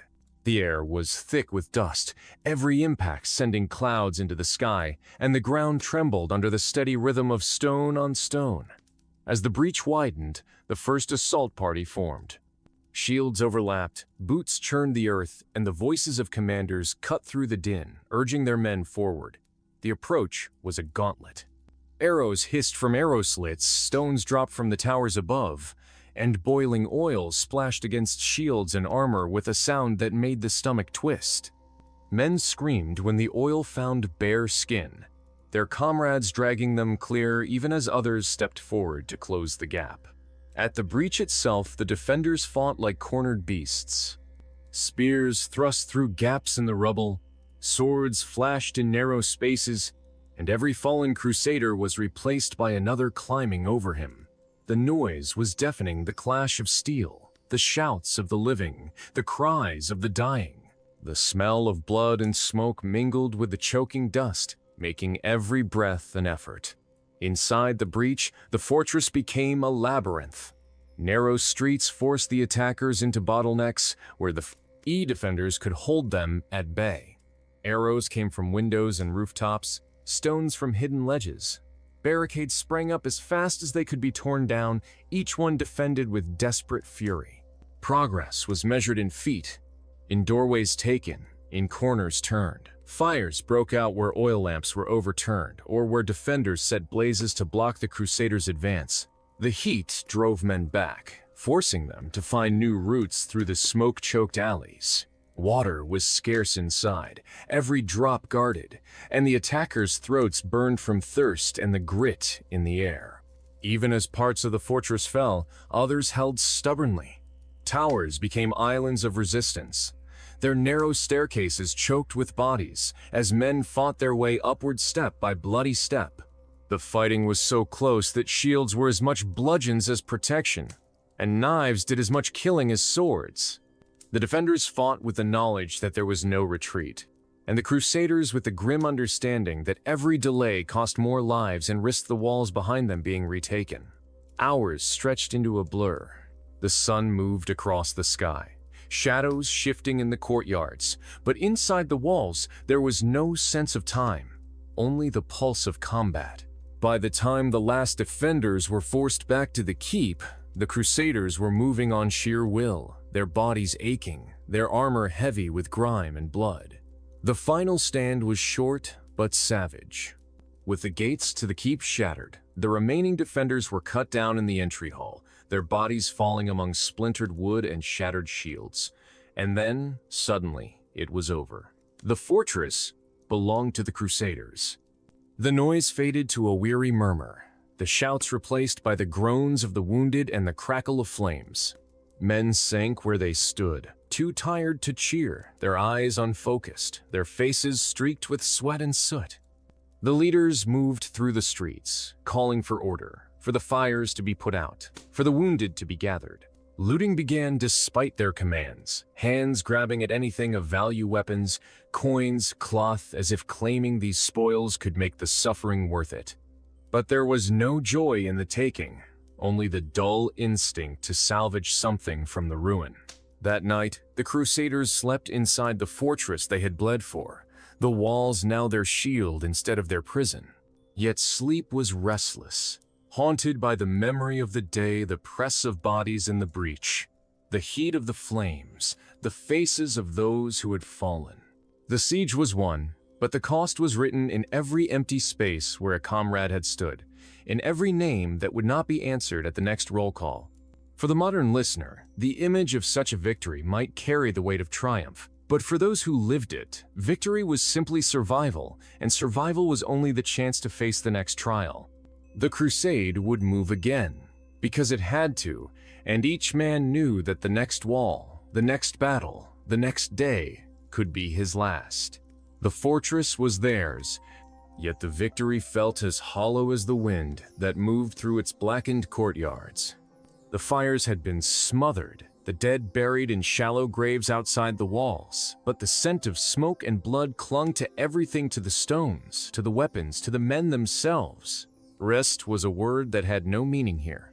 Even as the wounded were tended and the battered siege engines dismantled, scouts brought word of enemy movements farther east, a gathering of forces that would not wait for the Crusaders to recover. The council met in the shadow of the keep, its stones still warm from the sun. The arguments were as familiar as they were bitter, whether to hold the fortress and fortify it as a base, or to push onward before the enemy could consolidate. Holding meant securing supplies, repairing walls, and risking a long siege of their own if the enemy counterattacked. Moving meant marching into lands even more hostile, with an army already worn thin. Pride, as always, tipped the scale. To linger here was to risk losing momentum, and momentum was as much a weapon as any sword. The order was given, the crusade would march within the week. The departure was subdued.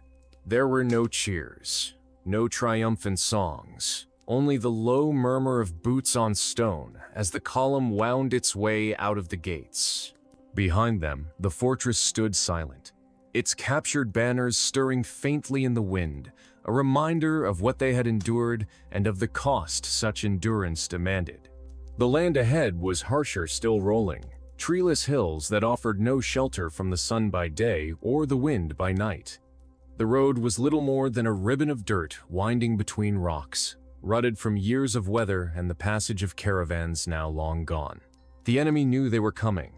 Smoke rose on the horizon where villages had been burned ahead of them, leaving nothing to take. Wells were poisoned or collapsed. Our water replaced by stones and filth.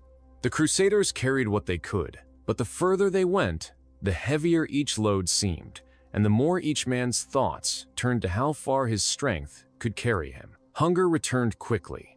The salted meat tasted of rot. The bread crumbled into dust in the mouth, and even the most carefully rationed water could not keep the body from feeling the drag of thirst.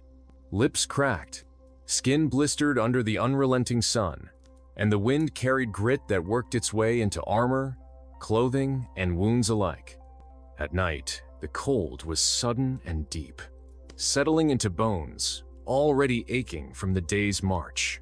Sleep came in fragments, broken by the shift of guards, by the distant sound of movement in the darkness, by the ever-present fear that the enemy might be closer than the night allowed them to see. Skirmishes were constant. Riders appeared on distant ridges, shadowing the column, vanishing when pursued. Arrows would whistle into the ranks from unseen bowmen, the attack ending before a counterstrike could be mounted. Every loss, no matter how small, chipped away at the fragile fabric of morale. The veterans had stopped speaking of home. They spoke instead of water, of food, of the next day's route. Some walked in silence, conserving their strength for the only things that mattered: keeping pace, keeping alive.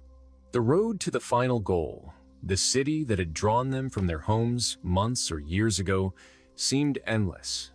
Its name was still spoken in the councils, still invoked in prayers, but for many, it had become more idea than reality, a distant point that might never be reached. The Crusade had been stripped of everything that was not essential: strength, will, and the ability to keep moving. For a modern listener, this march would seem unendurable, the kind of journey where every step is paid for in pain, where the horizon offers no promise except more of the same.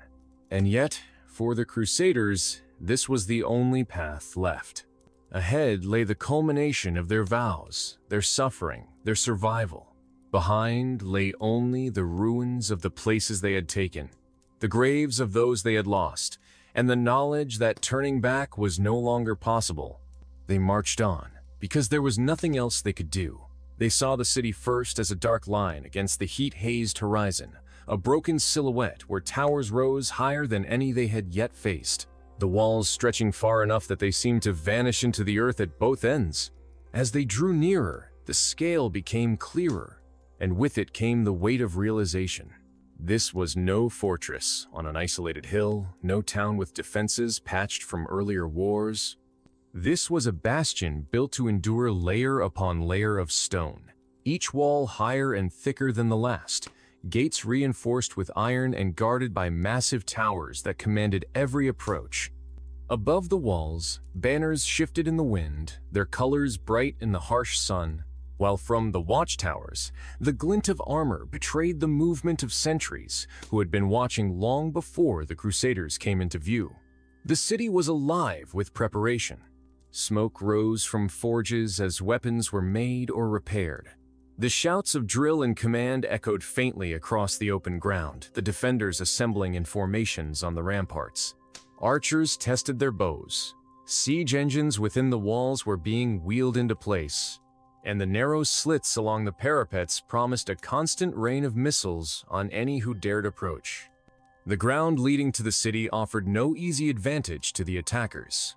It sloped gently upward, bare of trees or cover, forcing the Crusaders to cross open ground under the eyes of the enemy. Shallow trenches and sharpened stakes had been placed in irregular lines to slow any direct assault. In some places, Pits had been dug and covered with earth and brush, traps meant to break legs and momentum alike. The Crusaders halted beyond the range of the city's bows, their leaders riding ahead to study the defenses. They spoke in low voices, pointing toward sections of the wall, toward gates that might be weaker, toward the distant hills where scouts could be posted to watch the enemy's movements. But even as they spoke, all knew that there was no easy way in. This siege would be longer, harder, and costlier than any before. The camp was established on the edge of the plain, a sprawl of tents, wagons, and crude barricades that seemed small and fragile against the looming bulk of the city. Fires were lit for cooking, but smoke was kept low to avoid giving away too much about their numbers or position. Patrols were sent to probe the surrounding countryside, searching for water sources, for hidden paths, for anything that could be turned to their advantage. The defenders wasted no time testing the Crusaders' resolve. On the second night, a sortie from a postern gate sent a wave of riders crashing into the outskirts of the camp. Torches flared in the darkness as they set tents alight and cut down sentries before retreating into the safety of the walls. The attack was small, but its message was clear. The defenders would not wait passively for the siege to close in. The Crusaders responded with heavier watches, with palisades of sharpened stakes encircling the camp, with trenches dug to slow any future raids. Work began on siege engines the following morning, the sound of axes on wood and hammers on iron ringing across the plain. Every beam and rope had to be hauled from miles away, and every hour of work was done under the distant gaze of the enemy, whose arrows occasionally fell short of the builders but never failed to remind them of the danger. Food was rationed from the start, and the men were warned that the long hunger of siege warfare would soon be upon them. The sun beat down through the day, baking the earth until the air shimmered, then yielded to nights that brought a chill sharp enough to wake men from sleep. Fires were kept low, voices hushed, for even sound carried far on this open ground.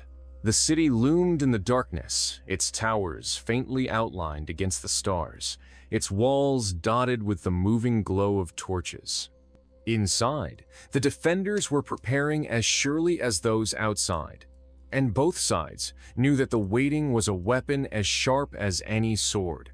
For the modern mind, the sight of such a place might inspire awe. For the Crusaders, it was a warning. Here was the final test of the journey, a place where every hardship they had endured so far would be repeated, magnified, and sharpened into something even more unforgiving. And yet, as the camp settled into its uneasy rhythm, no one spoke of turning back.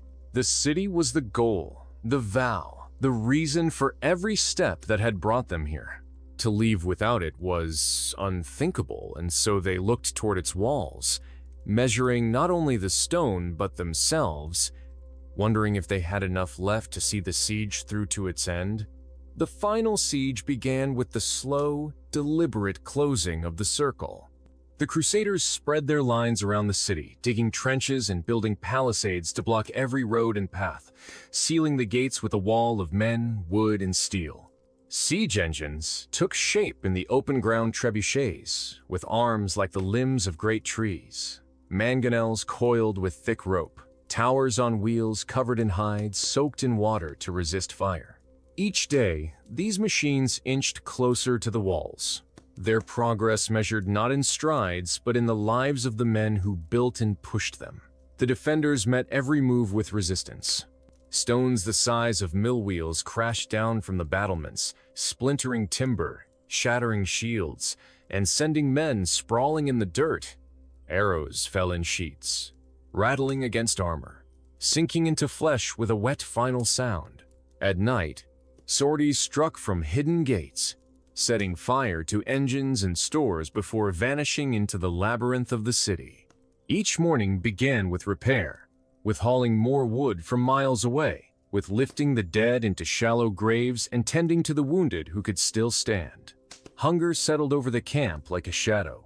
The rations shrank from bread and meat to thin gruel, from gruel to whatever could be found or traded roots dug from the hard earth, strips of leather boiled into something vaguely chewable. water fetched from wells so far away that every bucket had to be fought for. Thirst was a constant ache, lips cracked and tongues swollen, the air itself dry as bone under the relentless sun. In the cool of night, the chill cut deep into bodies already weakened by the day. The men spoke less. As the days dragged on, the city loomed always in front of them, a wall of stone that seemed to grow taller with every week, and behind it the unseen enemy, waiting for their will to break. Faith was still present, but quieter now, a murmured prayer before sleep, a cross traced in the dirt before battle. The first breach came after weeks of pounding. A section of the outer wall collapsed in a roar of stone and dust, the cloud rising high enough to blot the sun. The Crusaders surged forward, shields up, voices raw with the effort of the charge. But the defenders had prepared for this moment. Behind the fallen wall was another barrier, lower but just as strong, lined with archers whose shafts tore into the attackers before they could reach it. The ground before the breach became a killing ground, and the Crusaders fell back, leaving behind the bodies of friends and comrades. The second breach came days later, then the third. Each one met with the same desperate defense. The city fought for every street, every courtyard, every door. Inside, the battle was chaos. Narrow alleys where men could barely swing their swords, rooftops from which missiles rained down, doorways that opened into rooms filled with waiting enemies. Fires broke out, sending smoke curling through the air, stinging eyes and choking breath. The noise was a wall of its own, the crash of weapons, the screams of the wounded, the shouts of commanders trying to be heard above it all. Step by step, the Crusaders pushed inward, each victory costing blood, each advance leaving more behind. The defenders, though outnumbered now, fought with the desperation of those who had nowhere to flee. And then, at last, the resistance broke. Whether from exhaustion, from the weight of numbers, or from the knowledge that the walls could not hold forever, the defenders began to fall back in disorder. The Crusaders poured into the heart of the city, claiming the squares, the gates, the towers. Banners rose above the walls, their fabric snapping in the wind, and the horns of victory sounded across the rooftops. But in the streets below, the cost was clear. The ground was littered with the dead, the air heavy with the smell of smoke and blood. The men who had survived moved slowly now, not from caution but from the bone-deep fatigue that came when the body had nothing left to give.